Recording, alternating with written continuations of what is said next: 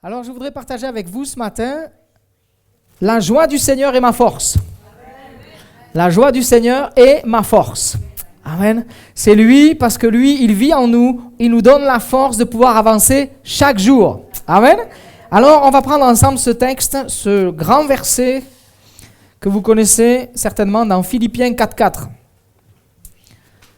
Philippiens 4.4, voilà, c'est un verset tout-terrain. C'est un verset pour aller partout. C'est un verset pour toutes les saisons de vie. Mais ce n'est pas toujours facile. J'attends que vous ayez trouvé. C'est Paul qui va encourager l'Église, encourager chaque chrétien.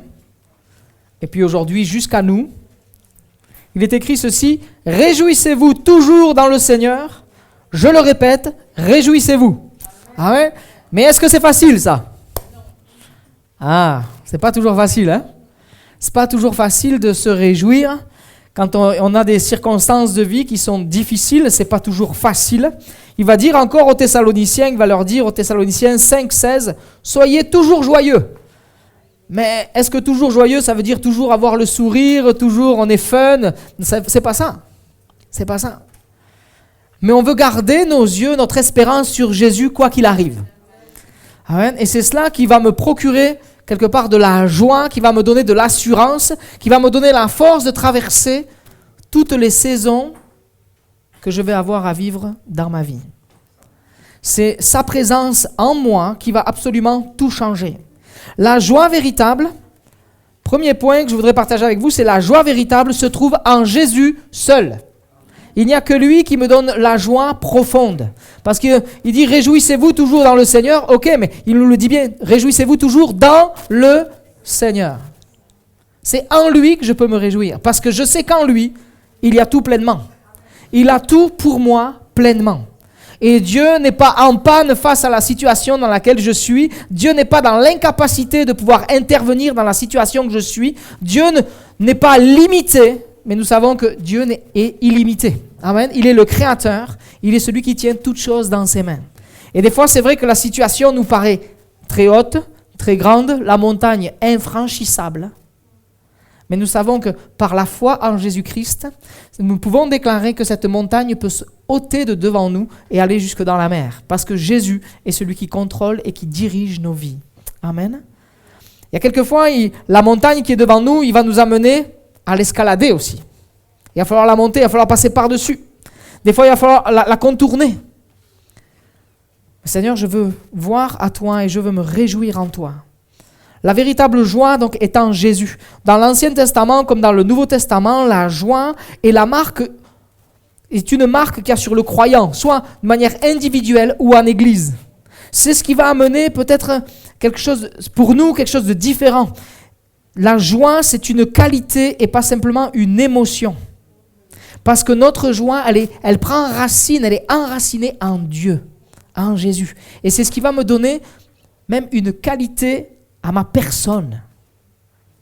Être un homme, une femme joyeux, émanant la présence du Seigneur. Et quand on lit dans l'Ancien Testament, ou même dans le Nouveau Testament, quand on lit les difficultés que les frères et sœurs ont traversées, on voit qu'ils ont gardé le cap avec le Seigneur. Et quand je préparais ce temps, pour préparer ce temps-là, il y a l'histoire d'Étienne qui est venue sur mon cœur. Étienne, cet homme, une marque particulière sur sa vie. Il est écrit ceci, on va le lire dans Actes, chapitre 7.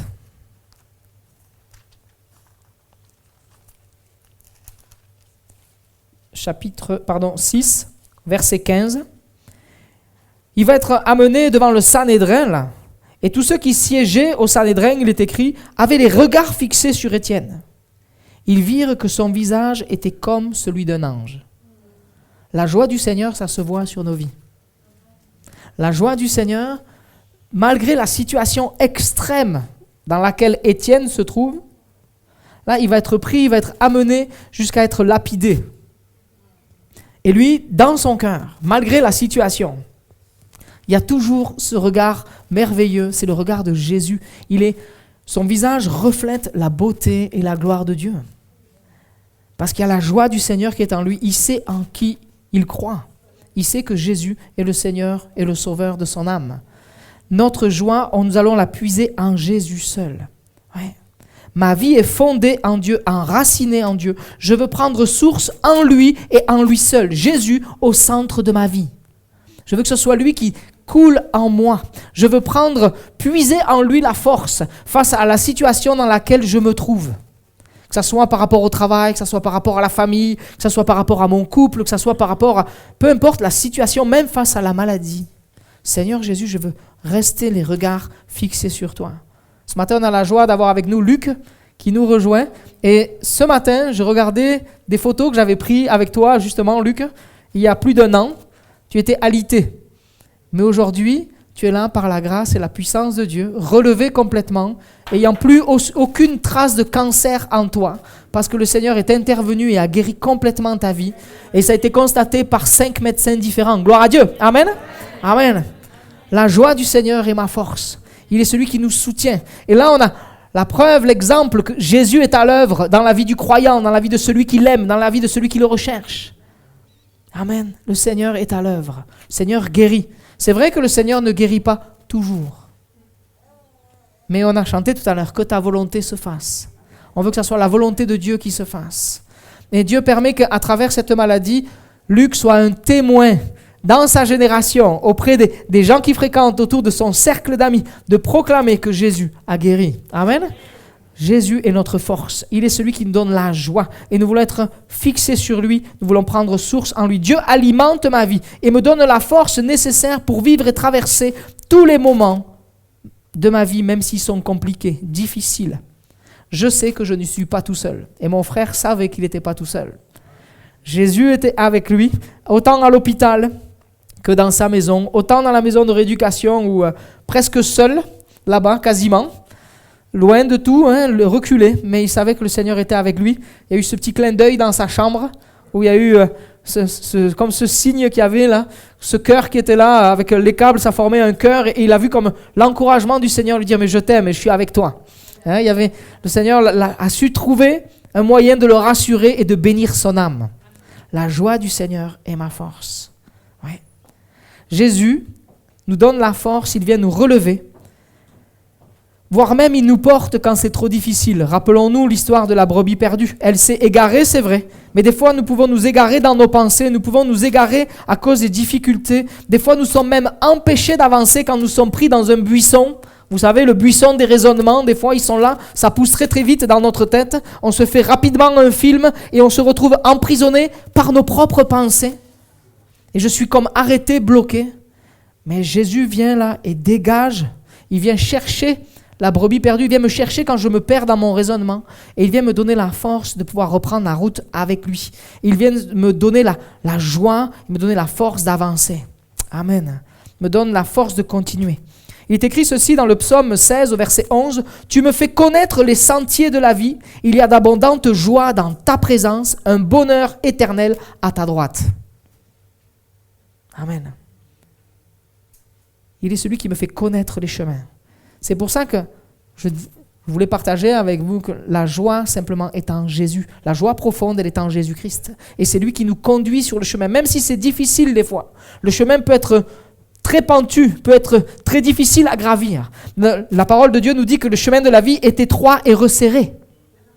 Le chemin qui mène à la perdition est très large, très facile. Mais des fois, pour avancer avec le Seigneur, il y a des moments de vie où des fois ça coince, ça racle. Et il va falloir frotter des fois. Mais le Seigneur aussi veut nous polir comme ces pierres qui sont dans la rivière, qui s'entrechoquent. Et des fois, il y a des circonstances de vie qu'il faut qu'on est entrechoqué. Mais le Seigneur permet que ça arrondisse, ça polisse notre vie. Et il veut œuvrer en nous. Il nous fait connaître le chemin, le sentier de la vie. Il dirige ma vie, il conduit ma vie. Il me montre la voie, il me soutient. Il y a d'abondantes joies. Il réjouit mon cœur, il relance mon âme. Vous savez, comme un battement de cœur, il relance, il dit, allez, donne la force. Et il met la joie dans notre cœur. Amen. Nous savons qu'il y a de l'espérance en lui. Quand il dit un bonheur éternel à ta droite, nous savons que Dieu a des projets pour nous, un avenir et de l'espérance. Nous savons qu'il a de bonnes choses pour nous. Oui. Que le Dieu de l'espérance vous remplisse de toute joie, va dire Paul aux Romains. et de toute paix dans la foi, pour que vous débordiez d'espérance par la puissance du Saint-Esprit. La joie en moi va m'amener à continuer à marcher sur le chemin de la foi et de l'espérance. Sa joie qui vient déposer dans mon cœur.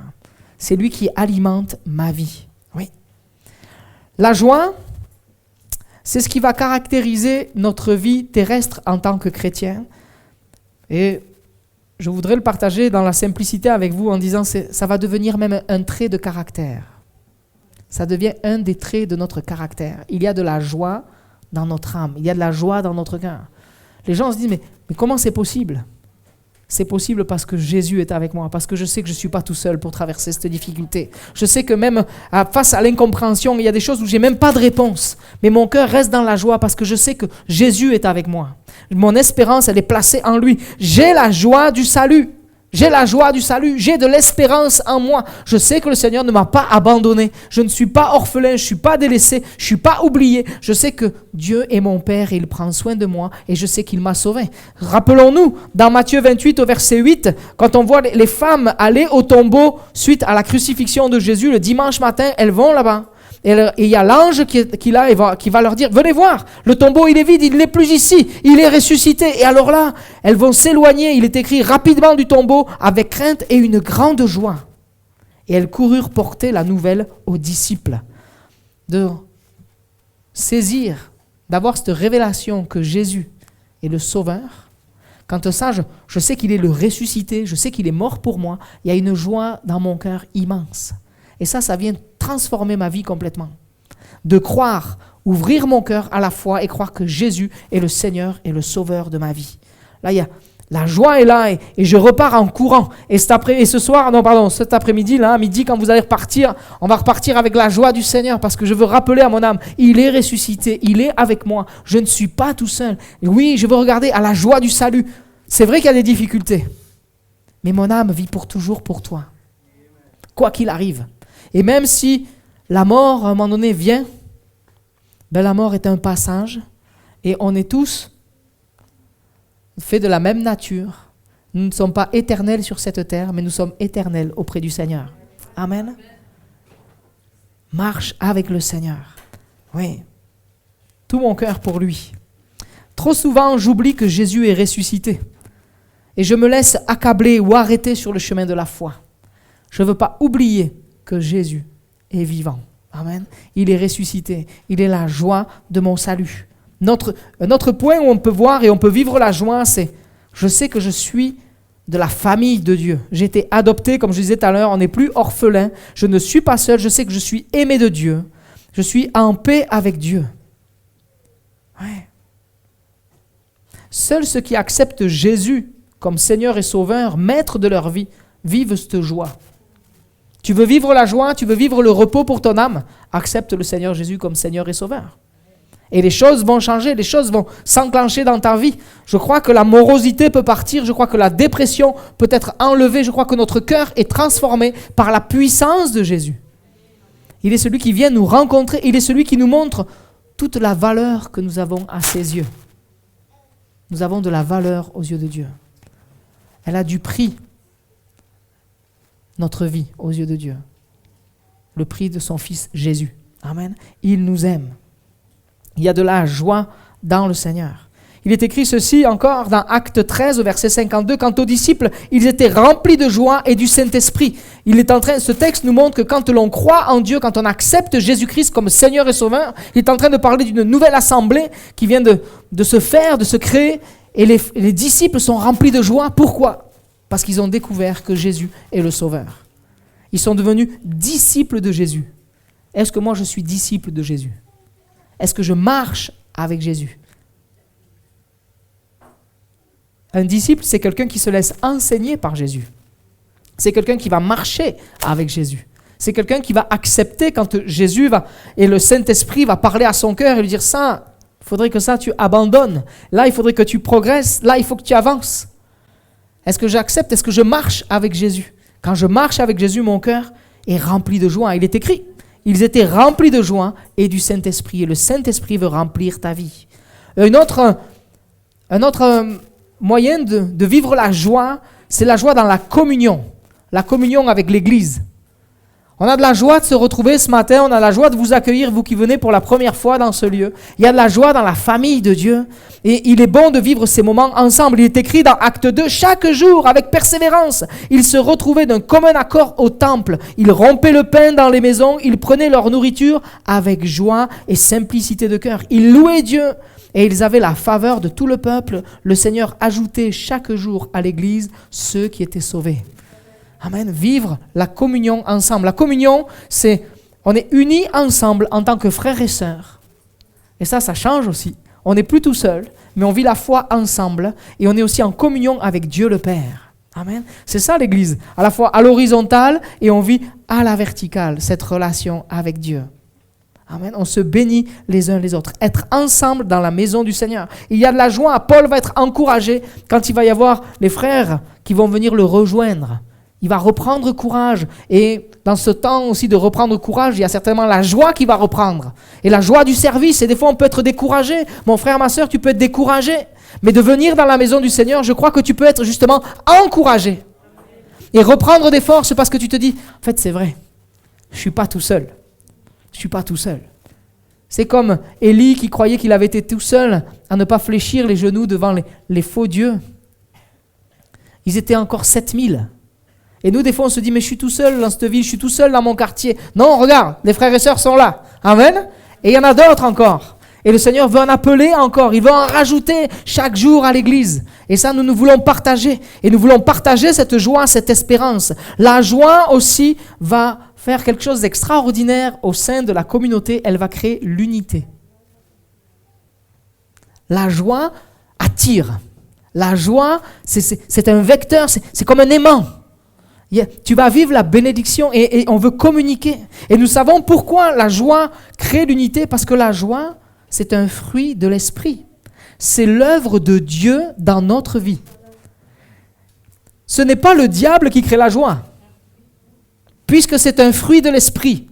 La joie, je la trouve que dans la présence de Dieu, et c'est Dieu qui met cette joie en moi. La joie, c'est pas le bonheur. On va y venir après. La joie, c'est le fruit du Saint-Esprit dans ma vie. Il œuvre en moi, il transforme, il m'amène à voir d'une nouvelle manière. Parce que le fruit de l'Esprit, c'est pas juste le fruit de l'amour, le fruit de la joie, le fruit de la paix, le fruit de la patience, le fruit de la bonté, la bienveillance, la foi, la douceur, la maîtrise de soi. Non, le fruit de l'Esprit, c'est tout ça en même temps.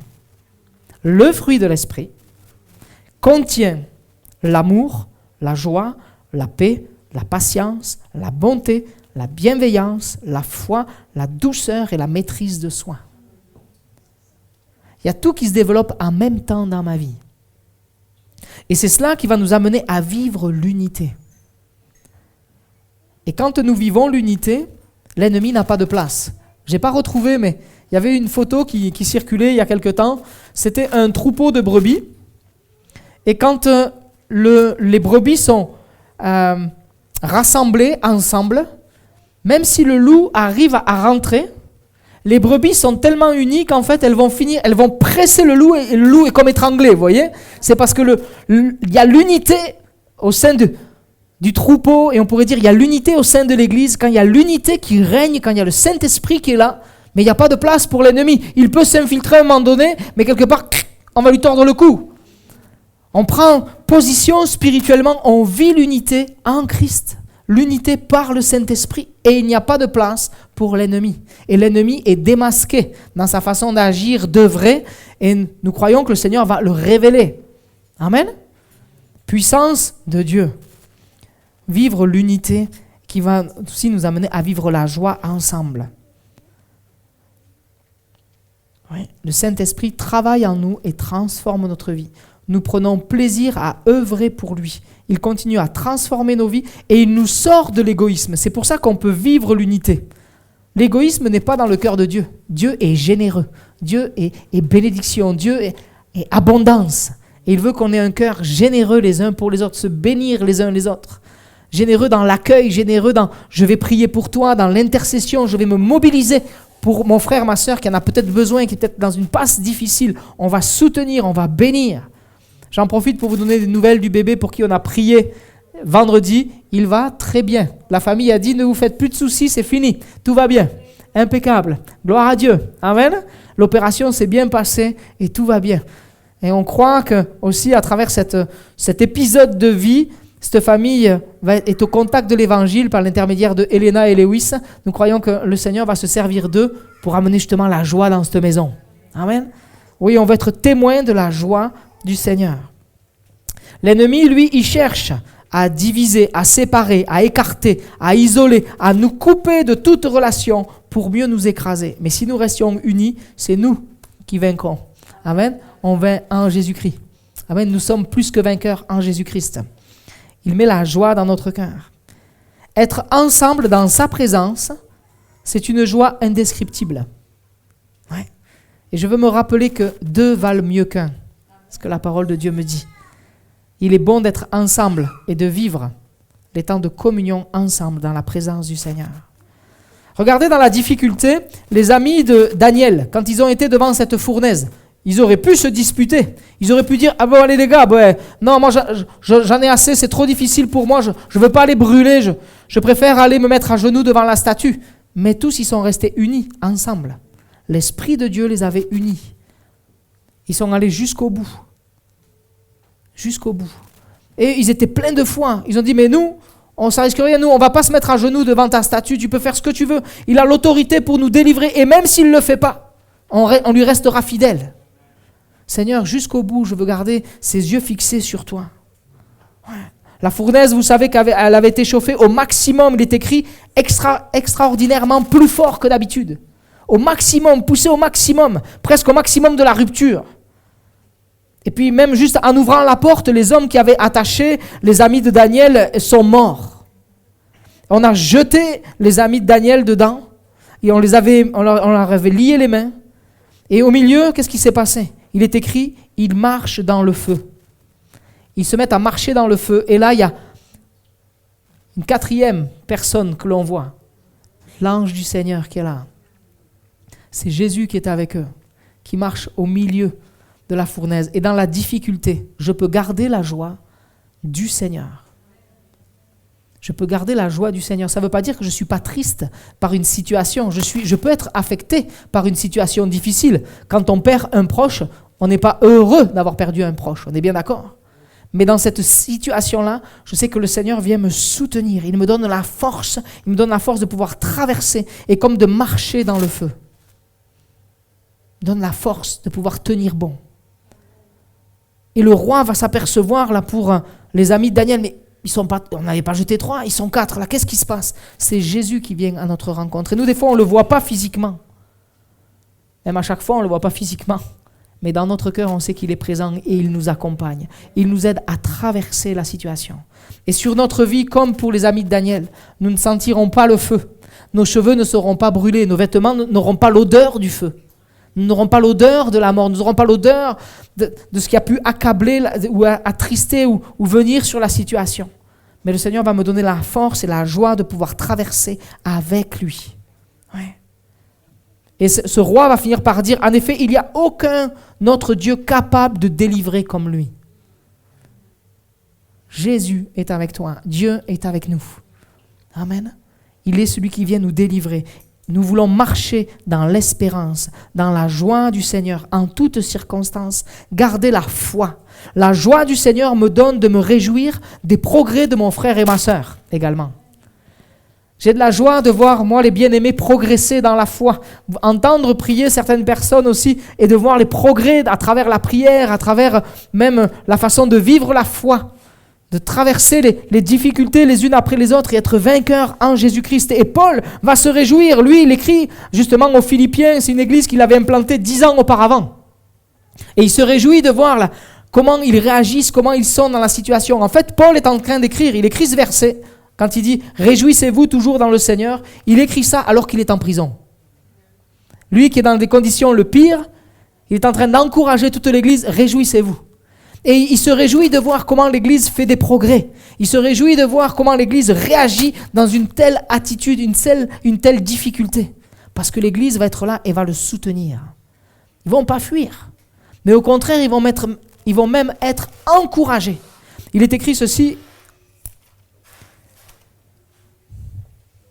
dans le chapitre en Philippiens, au verset 12, 1-12, il est écrit « Je désire que vous sachiez, frères et sœurs, ce qui m'est arrivé a plutôt contribué au progrès de l'Évangile. En effet, dans tout le prétoire et partout ailleurs, personne n'ignore que c'est pour Christ que je suis en prison. » De cette difficulté, de ce temps difficile, Dieu va faire que Paul puisse être un puissant témoin au niveau du prétoire. Le prétoire, c'est tout ce qui est autour du tribunal quelque part, et c'est tout autour, c'est tous ceux qui sont là, et ça représente à peu près 800 personnes.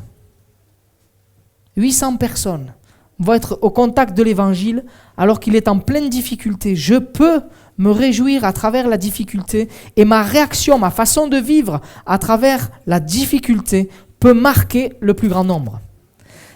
Ma façon de vivre la difficulté avec la joie du Seigneur va amener, on pourrait dire, l'Église à grandir, s'épanouir, s'élargir, augmenter dans son amour, va développer le soutien, va être là comme, il va leur dire, vous êtes des flambeaux, vous brillez comme des flambeaux dans cette ville. Et peut-être que tu passes par la difficulté, peut-être que tu passes par quelque chose de difficile en ce moment. Le Seigneur veut faire de toi un flambeau. Que cette joie qui va t'animer, celle du Saint-Esprit, celle qui est surnaturelle, va venir te fortifier et te porter, te donner la force de traverser la difficulté. Et tu vas être un témoin. Comme Paul va l'être, il va briller dans sa difficulté. Il ne faut pas confondre joie et bonheur. Le bonheur, c'est les gens courent après le bonheur de plein de manières différentes. Ils cherchent un bonheur idyllique. On nous fait croire que si tu pars en voyage à tel endroit, alors tu vas être heureux. Si tu n'as pas accompli tel voyage, si tu n'as pas telle voiture, tu ne peux pas être heureux. Si tu n'as pas ceci ou cela, tu ne peux pas être heureux. Tu ne vas pas éprouver le bonheur. Tu es obligé d'avoir un tel type de travail pour éprouver du bonheur. Tu es obligé d'avoir une maison pour avoir du bonheur. Il faut se marier pour avoir du bonheur. Pas forcément. Pas forcément. On est toujours dans ce sentiment, il faut que tu aies pour pouvoir vivre le bonheur. Mais la joie, c'est complètement différent. La joie du Seigneur, c'est un état de notre âme. C'est comment est mon âme. En qui mon âme se confie. Avec qui est-ce que je suis en relation. Qui est celui qui conduit ma vie. Parce que comme on a vu tout à l'heure, c'est le fruit du Saint-Esprit. Donc c'est l'œuvre de Dieu en moi. Ouais. Je veux laisser Dieu œuvrer et agir dans ma vie pour vivre la joie comme lui, il veut. Le bonheur dépend des circonstances extérieures, mais la joie vient de l'intérieur. C'est le Saint-Esprit qui produit la joie. Amen. Et nous, la société, elle nous vend plein de trucs autour.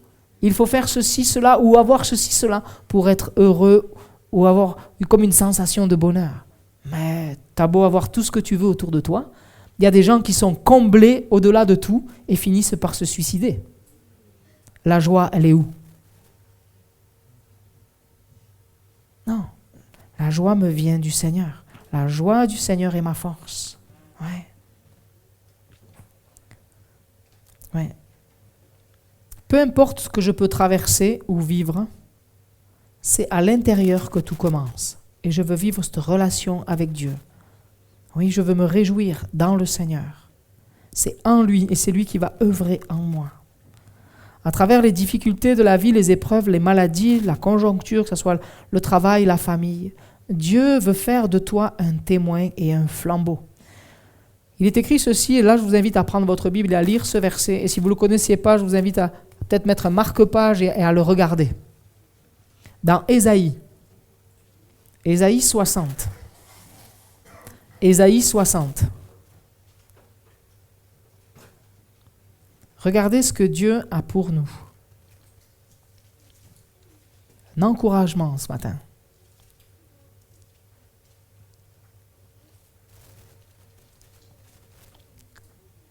Il est écrit ceci, Ésaïe 60 au verset 1er. Lève-toi, brille, car ta lumière arrive et la gloire de l'Éternel se lève sur toi. Certes, les ténèbres recouvrent la terre et l'obscurité profonde enveloppe les peuples.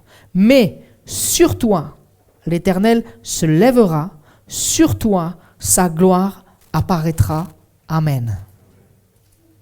Dieu veut faire briller ta vie par la puissance du Saint-Esprit, que tu puisses être un repère. Et quand on regarde au verset 3, pourquoi ? Parce que des nations marcheront à ta lumière et des rois à la clarté de ton aurore.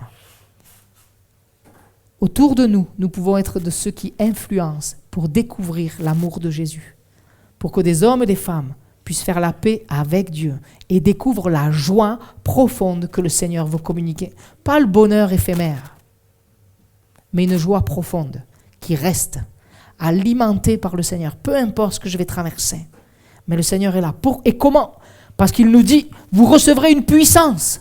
Vous allez recevoir la puissance du Saint-Esprit. C'est quelque chose de dynamique. Il nous donne le zèle. C'est le zèle que Dieu nous donne la force que Dieu nous communique par le Saint-Esprit. Dans des circonstances particulières, je peux continuer à briller par la puissance du Saint-Esprit. Parce que nous sommes cette lumière. Et cette lumière, il nous dit, je ne la place pas sous le lit, je ne la place pas sous un boisseau, mais je la mets sur son support. Dieu veut te placer de manière à ce que tu sois vu. Et on n'aime pas des fois être vu. On ne veut pas être vu. On veut passer inaperçu. Mais tu ne peux pas passer inaperçu. Parce que celui qui vit en toi, c'est Jésus. Et ça se voit. Étienne, ça s'est vu. Et ça va se voir pour toi. Ça se voit pour toi.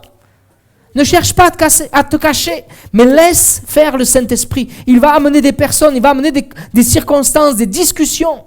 Et le Seigneur va se servir de toi pour que tu puisses briller et que ces hommes, ces femmes puissent marcher, que tu puisses les éclairer, les amener sur le chemin de la vie. Amen, mais c'est cela qu'on veut vivre. Malgré les difficultés, malgré l'opposition, je veux vivre, Seigneur, ta joie en toutes circonstances. C'est possible avec toi. Amen. Oui. C'est lui qui fait son œuvre en nous, il nous donne les capacités. C'est lui qui nous appelle à le servir. C'est la joie du Seigneur qui travaille mon cœur. Et il va dire ceci, dès le démarrage de sa lettre, il va dire ceci, « Je suis persuadé que celui qui a commencé en vous cette bonne œuvre la poursuivra jusqu'à son terme, jusqu'au jour de Jésus-Christ, jusqu'au retour de Jésus. » Donc, le Seigneur a commencé dans ta vie, tu te sens comme balbutiant, démarrant ta vie avec le Seigneur. Tu te dis, mais je ne sais pas comment moi je peux briller, comment je peux faire. Même la joie, j'ai du mal à la vivre. Mais le Seigneur va venir et remplir ta vie. Ce qu'il commence, il l'aboutit. Ce qu'il commence, il l'amène jusqu'à son terme. Ce qu'il a allumé en toi, il veut l'alimenter chaque jour. À toi de prendre du temps dans la présence de Dieu. À toi de prendre du temps dans la lecture de la parole de Dieu. À toi de faire confiance, même si des fois tu te dis, mais oui, il y a ce brouillard qui m'environne, comme on l'a lu tout à l'heure. Il y a comme les ténèbres qui recouvrent toute la terre. Il y a une obscurité profonde qui enveloppe les peuples. Mais toi, Éternel, tu vas te lever. Et c'est sur toi que sa gloire apparaîtra. Amen. Il est à l'œuvre dans ta vie. C'est une joie divine, communiquée et engendrée par Dieu en nous. Moi, c'est simplement, je crois que Jésus le fait. Je crois que Jésus le fait parce qu'il est le ressuscité. Il est celui qui met la joie dans mon cœur. Ce n'est pas parce que je ne ressens pas la joie, comme je l'imagine, non plus, que je ne suis pas sauvé. Ou que je ne suis pas un bon chrétien. Ce message, il n'est pas pour culpabiliser, parce que des fois on peut se dire, mais moi je n'ai pas cette joie. Mais c'est pour t'encourager ce matin à dire, Seigneur, je veux vivre ça. Je veux vivre une telle transformation dans ma vie. Je veux te laisser transformer mon être complètement. Je veux vraiment que tu transformes ma vie pour toi. Je veux me laisser façonner par toi. Je veux que tu œuvres dans mon cœur. Si tu as accepté Jésus comme Seigneur et Sauveur, tu es sauvé. D'accord ? Ça ne remet pas en doute le salut. Mais c'est un encouragement à regarder toujours plus haut dans les situations. Comme on a cité Étienne, qui est dans une situation extrême, à regarder à Jésus. Il a vu comme le ciel ouvert. Vois que Dieu ouvre le ciel pour toi. Et il œuvre pour toi en particulier. Tu n'es pas oublié. Tu n'es pas en dehors. Tu n'es pas écarté. Mais Dieu t'aime. Ouais. Un appel à rayonner comme l'a pu le vivre Étienne, comme a pu le vivre Moïse, rayonnant de la présence de Dieu. Ouais. Paul a ce message d'espérance, ce message d'encouragement. L'épreuve, quelquefois, nous permet de nous affermir également. Et ceux qui nous entourent voient nos réactions et sont touchés par notre mode de vie. Alors simplement, je veux me souvenir cet après-midi, ce matin, pardon. Je veux me souvenir que la joie vient de Jésus seul. La joie, elle est dans le salut. La joie, on peut la trouver dans la maison du Seigneur, dans la famille de Dieu. La joie, on la vit aussi dans la communion avec les frères et sœurs et avec le Seigneur. La joie vient m'amener à vivre l'unité. La joie me donne de me réjouir aussi des progrès de mon frère et de ma sœur. La joie du Seigneur me donne de briller dans les ténèbres, d'être un repère, un témoin de l'amour de Jésus. Amen. Je vais vous inviter à fermer vos yeux.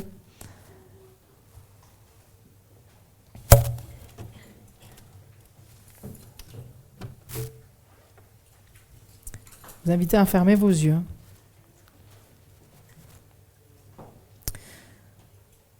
Et le Seigneur veut remplir ton cœur de joie ce matin. De la joie qui vient de lui. Et peut-être que tu te dis, il y a très longtemps que j'ai pas joué, il y a pas très longtemps que j'ai pas éprouvé cette joie. Mais le Seigneur veut œuvrer en toi. La joie est rendue possible dans nos vies parce que Jésus a offert sa vie à la croix du Calvaire.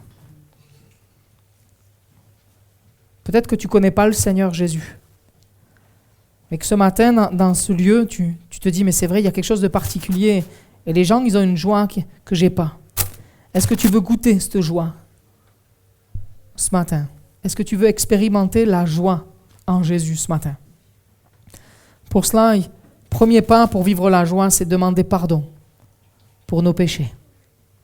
Et peut-être que tu réalises ce matin que tu es pécheur, que ton cœur est en désaccord avec Dieu et que tu as besoin de Dieu pour être sauvé. Ce matin, en toute simplicité, est-ce que tu vas accepter Jésus comme Seigneur et Sauveur de ta vie? Si c'est le cas, je t'invite à lever ta main et à dire, moi je veux goûter cette joie. J'en ai besoin. J'en ai besoin. Est-ce que quelqu'un veut donner son cœur au Seigneur ce matin et dire oui, j'ouvre mon cœur? Oui. Prenez le temps de la réflexion. Ouvrir mon cœur au Seigneur. Seigneur, vois vos cœurs, connais vos vies. Veut agir en toi, bénir ta vie. Seigneur veut te bénir.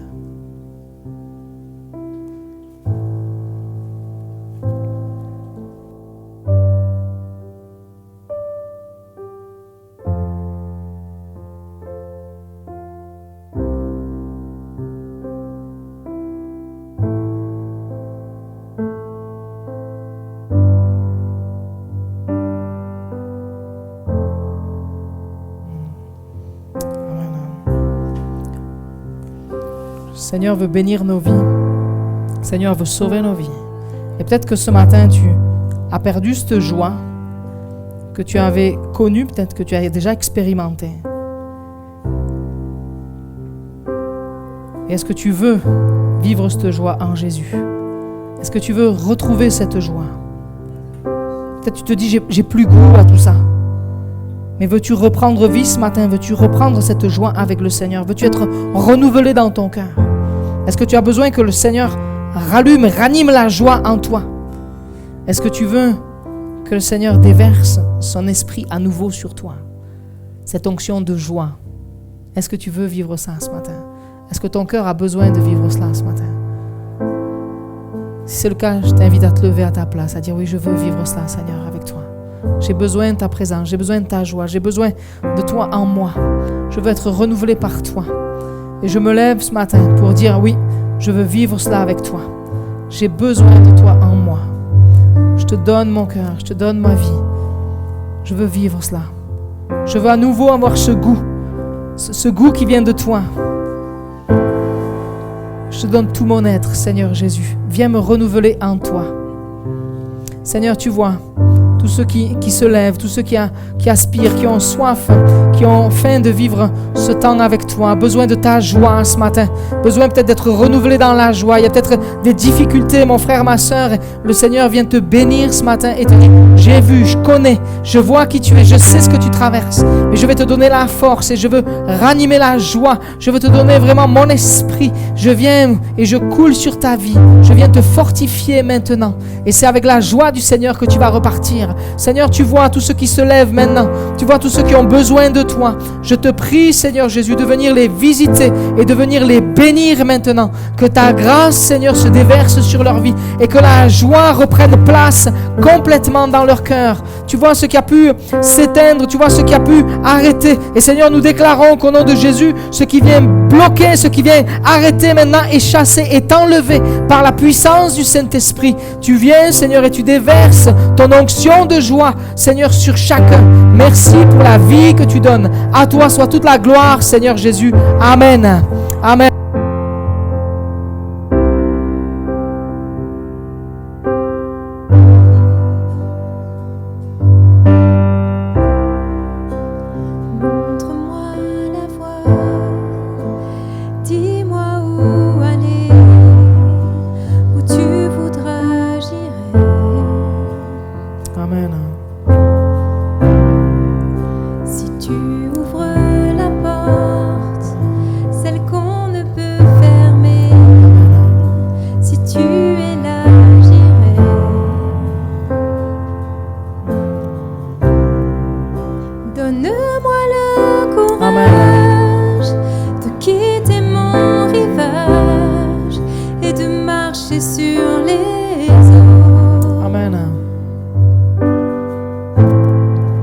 Le courage